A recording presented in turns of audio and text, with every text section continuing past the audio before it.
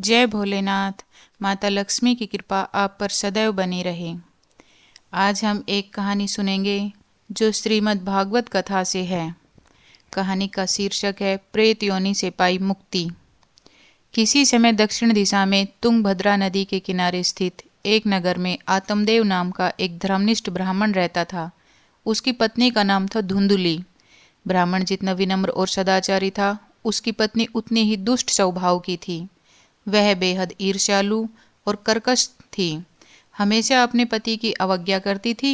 उसका एक कारण शायद यह भी था कि अधेड़ अवस्था हो जाने पर भी उसे कोई संतान नहीं हुई थी। एक दिन दोनों के बीच बहुत झगड़ा हुआ, जिसके कारण आत्मदेव दुखी मन से अपना जीवन समाप्त करने के इरादे से घर से निकलकर वन की ओर चल पड़ा।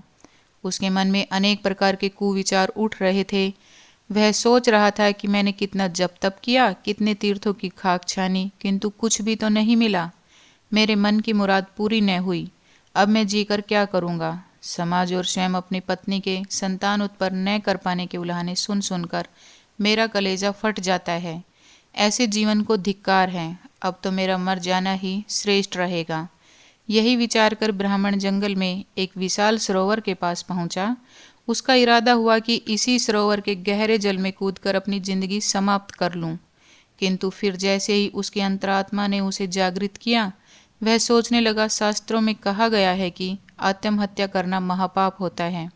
ईश्वर द्वारा दिए गए इस अनमोल जीवन को यूं ही समाप्त कर देना पाप होगा। मुझे धैर्य से काम लेना चाहिए। ब्राह्मण सरोवर के किनारे बैठ गया और उदास भाव से सरोवर में उठती लहरों को देखने लगा। तभी एक महात्मा वहां पहुंचे। महात्मा को देखकर आत्मदेव ने उन्हें प्रणाम किया और उनके पैर छुए। महात्मा ने ब्राह्मण को आशीर्वाद दिया और उसके उदास चेहरे पर निगाह डालकर पूछा, क्या बात है वत्स, तुम बहुत उदास दिख रहे हो। हाँ मुनिवर, मैं इस कलंकित जीवन से तंग आ चुका हूँ और इसे समाप्त करने का निश्चय करके ही यहाँ आया हूँ, आत्मदेव ने कहा। आत्महत्या एक महान पाप है वत्स, महात्मा बोले। तुम मुझे अपना दुख बताओ, हो सकता है मैं ही तुम्हारे दुख का निवारण कर दूं। मुनिवर, ब्राह्मण बोला, वर्षों की साधना के बाद भी मुझे पुत्र प्राप्ति का सुख नहीं मिला। सब लोग मुझे निर्वंशी कहकर मेरा अपमान करते हैं। जरा अपना दायां हाथ तो दिखाओ, देखो तुम्हारी हस्तरेखाएं क्या बताती है। ब्राह्मण ने तत्काल अपना दायां हाथ आगे बढ़ा दिया। महात्मा ने गौर से उसके हाथ की रेखाएं पढ़ी। फिर वह बोले, पुत्र प्राप्ति का योग तुम्हारे भाग्य में नहीं है वत्स, इसलिए इस व्यर्थ की चिंता को छोड़कर अपना शेष जीवन भगवान के भजन में लगाओ। यह सुनकर ब्राह्मण ने गिड़गिड़ाते हुए कहा, हे महामुने, मैंने तो सुना है कि योगी जन असंभव को भी संभव बनाने की क्षमता रखते हैं। उनके मुख से निकला वाक्य ब्रह्म वाक्य होता है। हे मुनि श्रेष्ठ, क्या कोई ऐसा उपाय नहीं है जिससे मेरे निसंतान होने का कलंक दूर हो जाए। महात्मा को आत्मदेव पर दया आ गई। उनका मन पसीज उठा। अपने थैले में से एक फल निकाला और आत्मदेव को देकर बोले, तुम्हें पुत्र प्राप्ति की ज्यादा ही चाह है तो यह फल ले जाओ, जाकर अपनी पत्नी को खिला देना। ईश्वर ने चाहा तो जल्दी ही तुम्हारे यहाँ संतान पैदा हो जाएगी। ब्राह्मण ने झुककर महात्मा के फिर से चरण छुए और खुशी खुशी अपने घर लौट पड़ा। घर पहुंचकर उसने वह फल अपनी पत्नी को देते हुए कहा, देवी, इस फल को खा लो।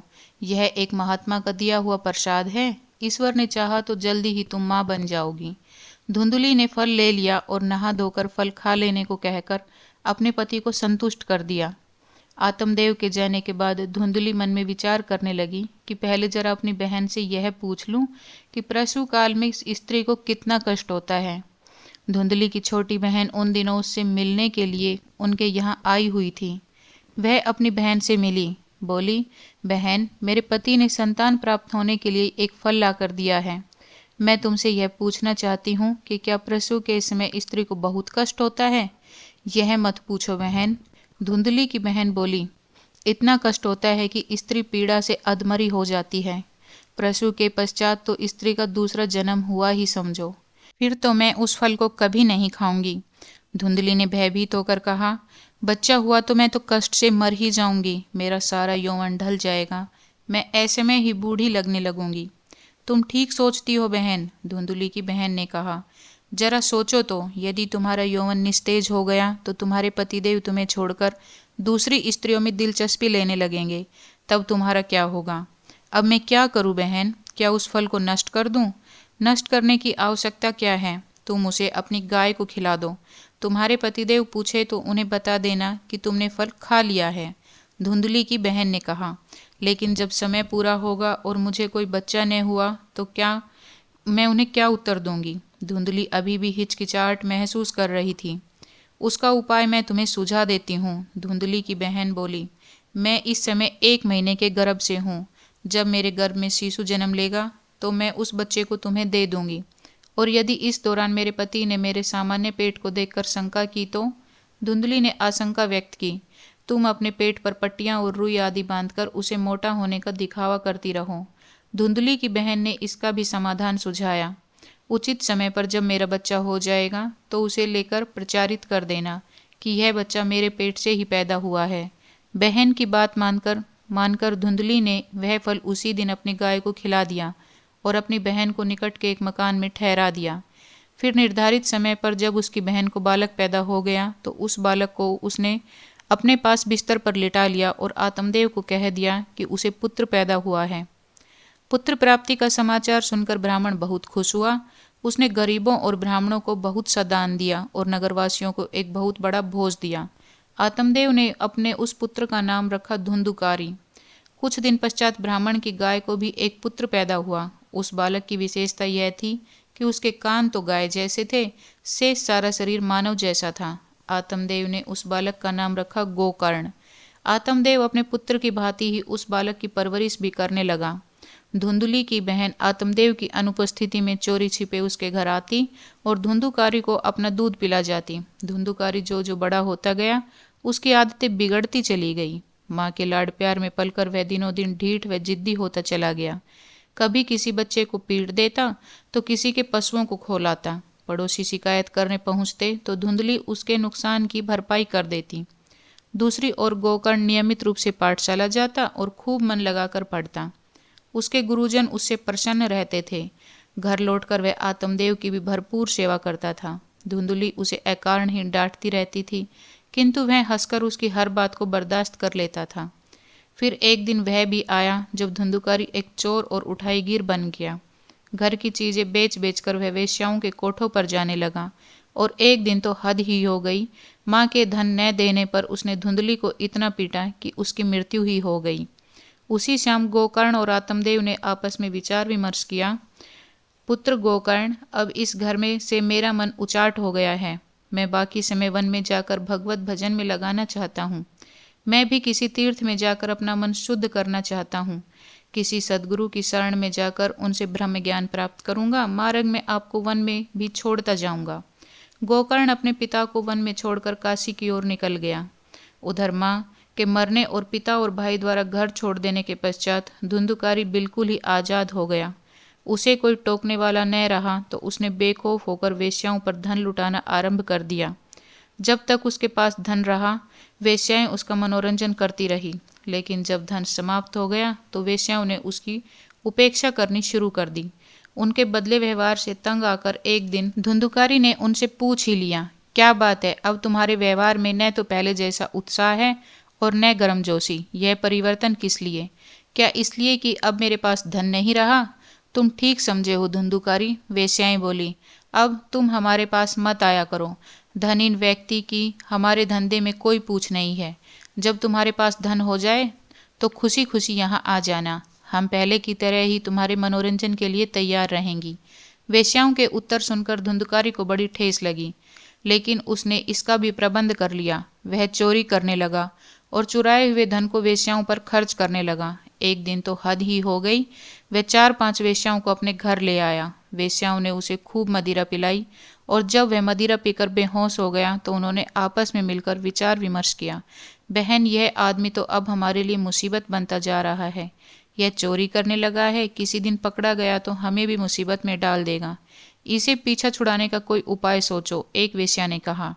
उपाय तो यही है कि इसकी हमेशा के लिए छुट्टी कर दी जाए। दूसरी वेश्या बोली, इस समय यह बेहोश है, इसका गला दबाकर मार डालो और इसकी लाश घर के इसी आंगन में गाड़ दो। किसी को खबर तक न मिलेगी और इससे हमेशा के लिए हमें छुटकारा भी मिल जाएगा। दूसरी वेश्या के इस सुझाव का सभी ने अनुमोदन किया। उन्होंने गला दबाकर धुंधुकारी को मार डाला और एक गहरा गड्ढा खोदकर आंगन में ही उसके शव को गाड़ दिया। फिर वे उसके घर से जो भी मूल्यवान सामान मिला उसे लेकर चंपत हो गई। धुंधुकारी मरकर भयानक प्रेत बन गया और उसी मकान में रहकर विचरण करने लगा। वेश्याओं ने प्रचारित कर दिया था कि धुंधुकारी व्यापार करने के लिए विदेश चला गया है। सभी ने उनकी बात पर विश्वास कर लिया।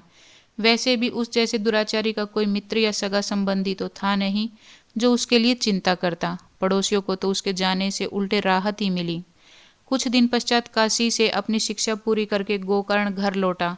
रात में जब वह सो रहा था तो घर में अनेक प्रकार के उपद्रव होने लगे। उसे महसूस होने लगा जैसे घर में कोई प्रेत घुस आया है, जो कभी तो कुत्ते की तरह जोर जोर से रोने लगता है और कभी हाथी जैसी आवाज में भयानक चिंघाड़े मारता है। यह देखकर वह अपने उस बिस्तर से उठ बैठा। उसने देखा कि उससे कुछ ही फासले पर एक महाभयानक प्रेत बैठा हुआ है और उसकी दृष्टि गोकर्ण पर ही टिकी हुई है। गोकर्ण ने अपने कमंडलू से जल लेकर मंत्र पढ़कर उस पर छिड़का तो प्रेत कुछ शांत हुआ और एक और को सिकुड़कर बैठ गया। गोकर्ण ने उससे पूछा, तुम कौन हो भाई और इस प्रेत योनि में क्यों भटक रहे हो? इस पर प्रेत ने अपना परिचय दिया और गिड़गिड़ाकर कहा, मुझे इस प्रेत योनि से मुक्ति दिलाओ भैया, मैं बेहद कष्ट भोग रहा हूँ। मरकर भी मेरी आत्मा को शांति नहीं मिली। मैं अब और ज्यादा कष्ट सहन नहीं कर सकता। यह सुनकर गोकर्ण ने उसे आश्वासन दिया। कहा, अब तुम्हें चिंतित होने की आवश्यकता नहीं है भैया, मैं कल ही गयाजी चला जाऊंगा, वहां तुम्हारा पिंडदान कर दूंगा, जिससे तुम्हें प्रेत योनि से मुक्ति मिल जाएगी। अगले ही दिन गोकर्ण गया के लिए रवाना हो गया।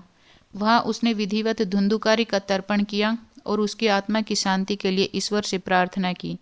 जब वह वापस लौटा तो उसने पुनः धुंधुकारी को प्रेत योनि में ही भटकते हुए पाया। इस पर गोकर्ण को बहुत आश्चर्य हुआ। उसने धुंधुकारी के प्रेत से पूछा, भैया मैं तो गया से मैं विधिवत तुम्हारा पिंडदान और श्राद्ध कर दिया है, लेकिन तुम्हारी मुक्ति तो फिर भी नहीं हुई। मैं घोर पात की प्रेत हूँ भैया। धुंधुकारी के प्रेत ने कहा, मेरी मुक्ति साधारण उपायों से नहीं होने वाली। जब तक तुम कोई ठोस उपाय नहीं करोगे मैं इसी प्रकार इस योनि में भटकता रहूंगा। अगले ही दिन गोकर्ण ने अनेक विद्वानों और पंडितों से सलाह ली और उनसे धुंधुकारी की मुक्ति का उपाय पूछा तो पंडितों ने कहा, गोकर्ण तुम सूर्य भगवान की आराधना करो। यदि वे तुम्हारी आराधना से प्रसन्न हो गए तो तुम्हारे भाई की मुक्ति का उपाय बता देंगे। अगले ही दिन से गोकर्ण ने सूर्यदेव की आराधना आरंभ कर दी। भगवान सूर्य उसकी आराधना से प्रसन्न हुए और उसके सामने प्रकट हो गए और कहा, मैं तुम्हारी पूजा आराधना से प्रसन्न हूँ वत्स, मांगो क्या वर मांगते हो। हे देव, यदि आप प्रसन्न हैं तो मेरे भाई की मुक्ति का उपाय बता दीजिए, उसका कष्ट मुझसे सहन नहीं हो पा रहा है। गोकर्ण ने विनीत स्वर में पूछा। उसका तो एक ही उपाय है, सूर्यदेव बोले, यदि कोई सद्विचारों वाला प्रभु भक्त 1 हफ्ते तक तुम्हारे भाई के प्रेत को श्रीमद् भागवत की कथा सुनाए और वे शांत होकर कथा का स्मरण कर ले तो उसे प्रेत योनि से मुक्ति मिल जाएगी। तब मैं स्वयं उसे श्री हरि की कथा सुनाऊंगा। देव, लेकिन मेरी एक शंका भी है, वह यह कि वह एक प्रेत है, साधारण मानवों की तरह तो मेरे सामने बैठकर कथा नहीं सुन सकता। उसका भी एक उपाय है। सूर्यदेव बोले, तुम कथा स्थल पर एक 7 गांठ वाला बांस गाड़ देना। प्रेत उस बांस की अंतिम गांठ पर सूक्ष्म रूप में आकर बैठ जाएगा। फिर जो कथा समाप्त होती जाएगी बांस की गांठें चटक चटक कर फटती जाएगी। अंतिम गांठ जैसे ही फटेगी वह प्रेत इस योनि से मुक्त हो जाएगा। गोकर्ण ने वैसा ही किया। श्रीमद् भागवत की कथा का आयोजन किया। प्रेत 7 गांठ वाले बांस के ऊपरी सिरे पर आ बैठा। जो कथा आगे बढ़ती गई बांस की गांठें फटती गई और जब 7वें दिन कथा का समापन हुआ तो अंतिम गांठ भी फट गई और उसमें से दिव्य पुरुष के रूप में धुंधुकारी प्रकट हो गया।